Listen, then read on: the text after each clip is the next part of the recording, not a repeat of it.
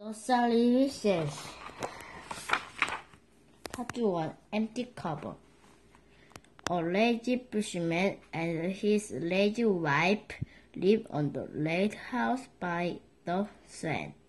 One day the lazy wife goes to cook supper.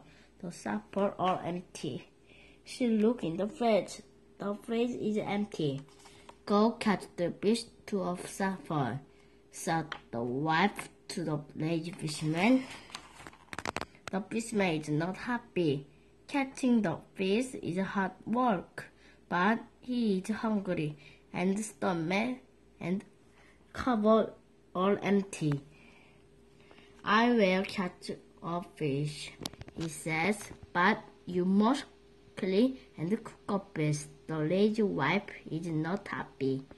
Catching and cook a fish is hard work, but she is hungry, so she agrees. Chapter 2, Fishing. The fisherman goes out his boat.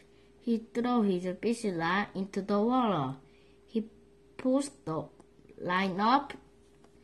Thus is one fish. Hurrah! This fish will make a fine supper, said the